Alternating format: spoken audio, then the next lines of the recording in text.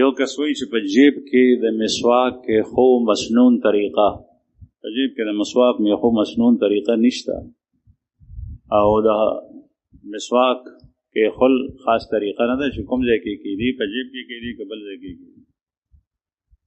البته یو صحابي دی زید ابن خالد الجهني رضی الله عنه هغه به مسواک د غوږ باندې کېښو. حدیث مبارک کې راځي ترمذی کې حدیث دی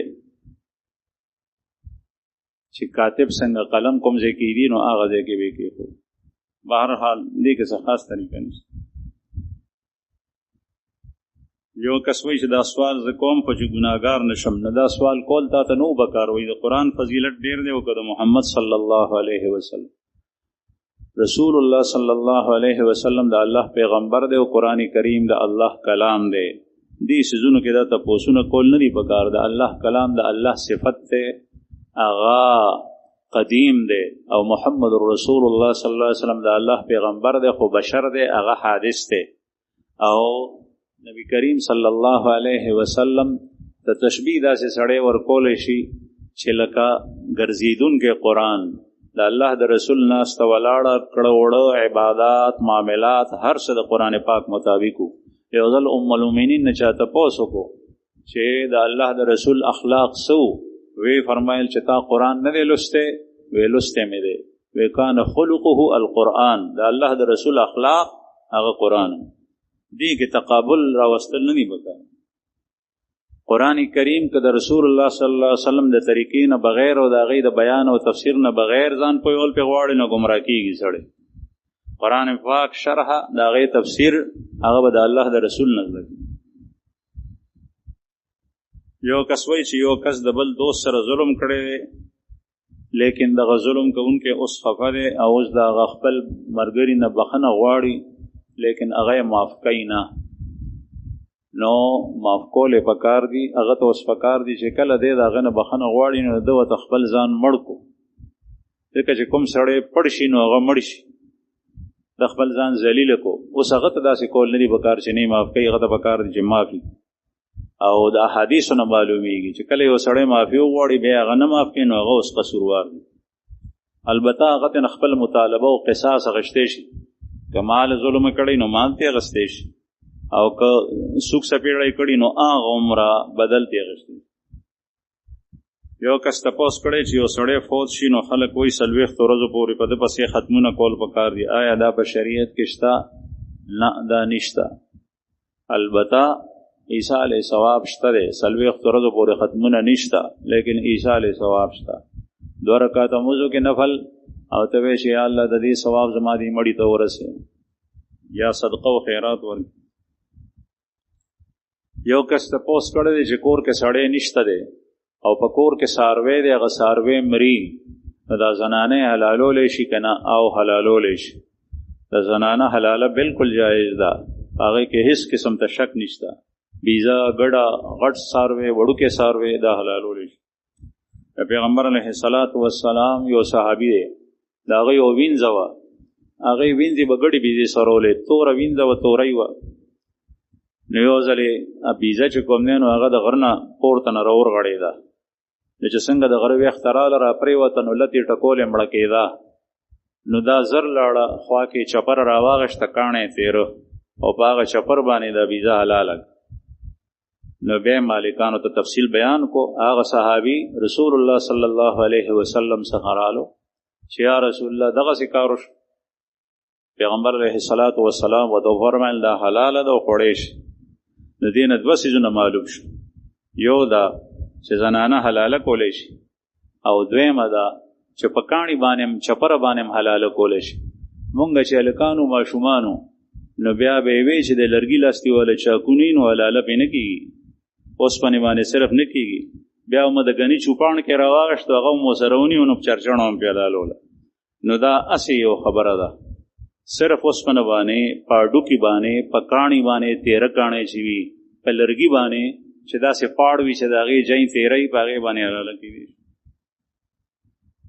یو کس وایي چې دعا په جمع سره ثابت ده که نه؟ زمونږ د کلي امام وایي چې په جمع سره دعا نشته او ثابت ده او د قرآن پاک نه ثابت ده قرآن کریم کې هارون علیہ السلام او موسی علیہ السلام د دې دواړو جماعت جمع ده، یو کس نه دی، یو کس دعا غواړي او بل کس پې امین وي. یو کس وایي چې زما سوال دا دی چې د لامبلو نه مخکې اودس ونشي نو صرف دغه لامبلو سره اودس وشو او که نه او وشو که ټول بدن باندې اوبه تېرې شوې نو اودس شوی دی. البته که دا غسل د جمعې وي او که د جنابت وي نو جنابت غسل کې اهتمام پکار دی، په هغې کې استنجا هم پکار ده. اگر که لوی بول او واړه بول تا نه کړي استنجا به کې او بیا به ورپسې اودس کې او خوله کې اوبه اچول او پوزه کې دا واجب دي غسل جنابت. یو کس وایي چې زه کله کله په قرآن پاک په زړه کې اړوم او هغې ورد کومه نو چې کله باتروم ته لاړ شم نو بیا په ژبه نه ویم خو زړه کې مې هغه آیتونه راځي، نو دا څنګه دي؟ که بې اختیار راځي نو په دې بې اختیاره باندې انسان مکلف نه دی، البته تی اختیاري طور سره مه راولم. یو کس وایي چې ما د یو عالم نه اورېدلی دي چې د 3 کسانو جنازه نه کېږي، چې کوم سړي خپل پلار وژلی وي، یو دویم دا چې په لارو کې شوکې او ډاکې کوي، او دریم دا چې غیر قانوني طور سره بل ملک ته لاړ شي او هلته جهاد دپاره لاړ شي. د جهاد دا خبره خو هسې ده، جهاد چې کوم د رسول الله صلی الله علیه وسلم د سنتو مطابق دی، هغه کوم یو ملک دی چې د مسلمانانو لاړ شي او د الله او د الله د دین د دشمن سره جنګېږي نو دا ډېر افضل عبادت دی. په دې کې ژوندی راتلل هم لوی خیر دی او شهید کېدل هم. او دا 2 خبرې چې دي نو د دې جنازه کېږي، مسلمان دی نو جنازه به کې، لیکن غټ عالم ته نه دی پکار چې جزا نه وکړي، داسې یو وړوکی مولا دی جنازه. یو کس وایي چې د جمعې خطبې دوران بعضې خلک لاس اوچت کړي او شونډې خوځي او دعا غواړي. د خطبې دوران کې چپ پاتې کېدل پکار دي او دعا که سړی غواړي نو په زړه کې دی غواړي. یو کس تپوس کوي چې آیا داسې روایت شته دی چې حکمران څومره هم بد وي نو رعایا ته پکار دي چې هغه پسې بد نه وایي؟ دا خبره خطا ده. یو بد بیانول د غیبت په شکل کې دا د هر چا پسې حرام دی. بادشاہ، صدر، وزیر اعظم، وزیر، هر یو کس پسې غیبت کول حرام دی. یو سړی رالو رسول الله صلی الله علیه وسلم چې کله د غیبت مذمت بیانولو نو هغه وایي چې یا رسول الله که هغه کار په هغه کې وي بیا وایي چې دغه خو غیبت دی، او چې پکې نه وي او ته په هغه پورې کې نو دا تور دی، بهتان دی او د هغې بیا ډبل ګناه ده، ډېره ګناه ده. نو غیبت ښه نه دی. البته هغه ته مخامخ خبره کول دا پکار دي چې دا بد دي، دا تاکیدي، دا خلاف شرع کار دی، دا د ځان نه وباسي. او دویم دا چې هغه نه مسلمانانو ته پتن لګي چې دا سړی کې دا بد دي، نو مسلمانان خبرول چې په دې حکمران کې دا شی خراب دی او دا بیماری متعدی ده، نور خلکو ته نقصان رسولی شي، نو بیا ویل جایز.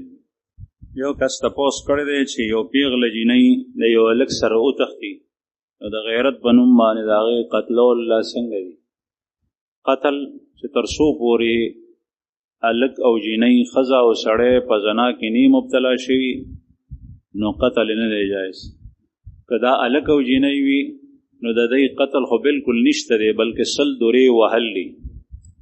او که دا داسې وي چې سیبه وي، سړی مخکې نه واده و او ښځه واده وه، خاوند یې و، پس د هغې نه داسې کار یې وکړو نو بیا د هغه دپاره رجم دی، سنګسارېدل.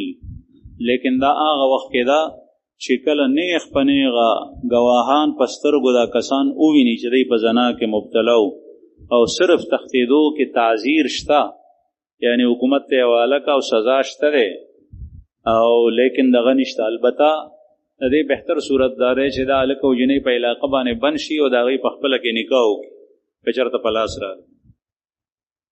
یو کس وایي چې خلک په 10 محرم باندې د خپل عادت نه لږ زیات خوراکونه پخوي، نو آیا د دې شپې دپاره شریعت کې څه حکم دی؟ خوراک پخول نه دی بلکې خوراک په بل باندې خرول شته، ګاونډیانو باندې، غریبانو باندې، مسکینانو باندې، فقیرانو باندې چې د چا لاس تنګ دی خوراک خرچه ورکو، پخلی کو، خوراک ورکو، دا شته دی. خپل اهل و عیال باندې هم شته، لیکن په دغه ورځ باندې روژه نیول د عاشورې په ورځ باندې دا د رسول الله صلی الله علیه وسلم سنت دی، مخکې فرض وه او بیا وروسته امر کړی. او د شپې خو خلک آرام کوي، د شپې خوراکونه نه کوي.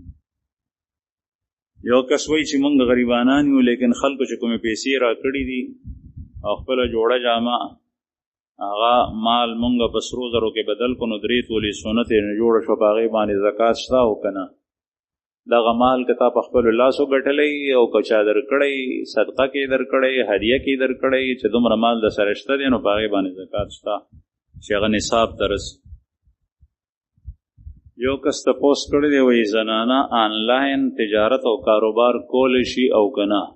زنانه تجارت کولی شي خو زنانه عورت ته پرده ده سره د حیا او د پردې چې دا بې پردې نه شي په هغې نو که دا داسې وي چې دې تجارت کې بې پرده کېدو خطرۍ بیا نه او که پرده پکې وي نو کاروبار کولی شي. بل تپوس یې کړی دی چې بعضې خلک وایي چې مولانا صاحب د ممبر په 3مه پوړۍ باندې ولې نه کیني او په 2مه باندې ولې کیني نو په 3مه په 2مه په ډومبۍ په دې ټولو باندې کېناستی شي. خو پیغمبر صلی الله علیه وسلم عادت مبارک داو چې هغوی به په 3مه پوړۍ کېناستل او د هغې وجه دا وه چې خلکو ته ښکاري او ابوبکر صدیق رضی الله عنه چې کله خلیفه شو نو هغوی به په 2مه پوړۍ کېناستو چې کوم ځای به د نبي کریم صلی الله علیه وسلم قدمین مبارک پراتو خپې د ادب د وجه نه. او چې کله ابوبکر صدیق صاحب وفات شو د حضرت عمر صاحب دور خلافت شو نو حضرت عمر فاروق رضی الله عنه به بالکل په لاندې پوړۍ کېناستو د ادب د وجه نه. د ابوبکر صدیق صاحب خپې چې به کوم ځای پرتې وې نو هلته به کېناستو. او چې کله حضرت عثمان ذوالنورین رالو بیا خلیفه شو نو هغه بیا پورته آخري پوړۍ ته لاړو.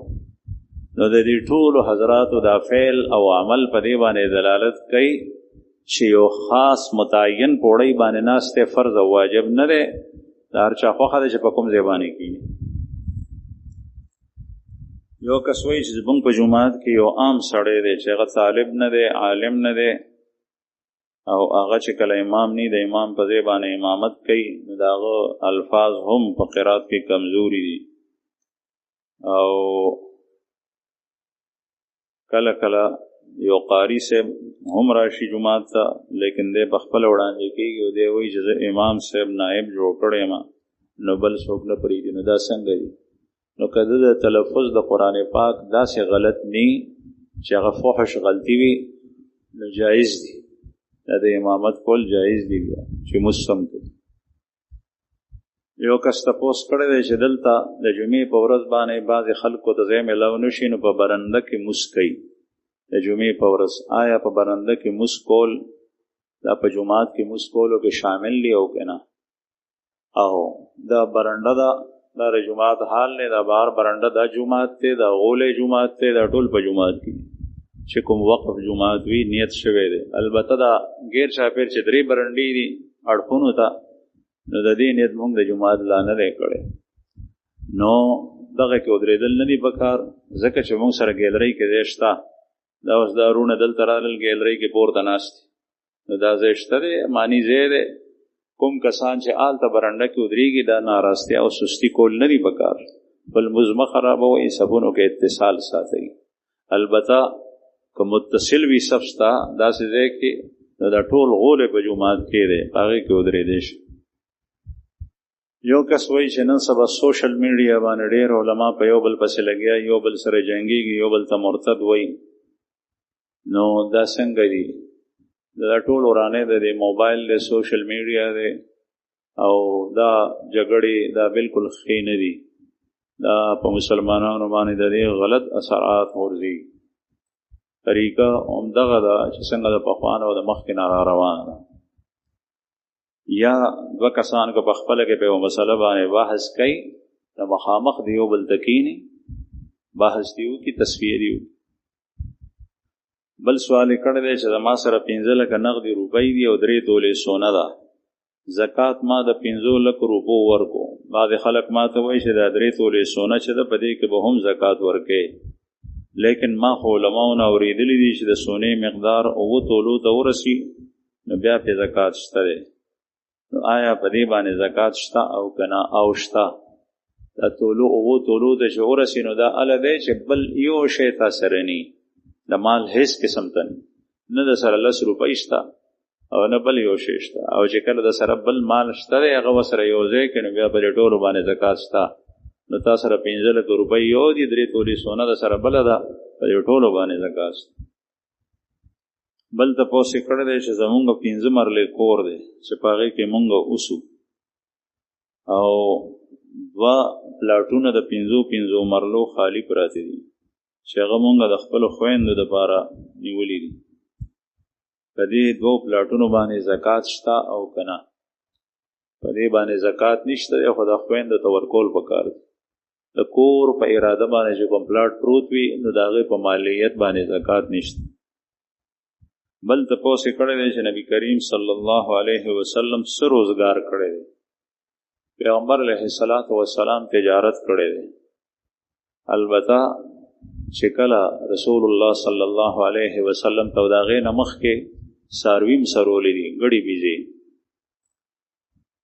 یو ځل پیغمبر علیه السلام بهر صحابو سره وتی و نو هغه زمانه کې یو ونه وه په هغې باندې به میوه لګېده ځنګلي ونه وه لکه څنګه چې زمونږ په دې علاقو کې بیرې په مختلفو ځایونو کې وي په هغې کې میوه لګي او یا ګورګوري دي په بعضې غرونو کې ګورګوري دي ځنګلي بوټی دی میوه پې لګي. نو دغسې د رسول الله صلی الله علیه وسلم په علاقه کې یو میوه وه ځنګلي د پیغمبر علیه السلام سره صحابه نو یو صحابي وی چې زه خېجم راشو کوم چې وخورو نو د الله رسول ورته وفرمایل چې دا تورې پکې ټولوه دا تورې ډېرې خوږي. نو صحابه حیران شو وی چې یا رسول الله تاسو ته څنګه پته ده دا پته خو هغه چاته وي چې څوک په دې ځنګل باندې ګرځېدلی څاروي سرولی نو تاسو هم چې ته څاروي سرولی دي. نو پیغمبر علیه السلام ورته وفرمایل چې یو پیغمبر هم داسې نه دی تېر شوی چې هغه څاروي نه سرولی او موسی علیه السلام هم څاروي سرولی او ما هم څاروي سرولی د مکې په غرونو باندې مې سرولی. نو به هر حال نبی کریم صلی الله علیه وسلم دام کړي او بیا آخر کې تجارت هم کړي او د نبوت نه پس چې کوم دی نو بیا غشتل خرڅول کړي لیکن تجارت نه چې کوم ضرورت بیا به یې غشت.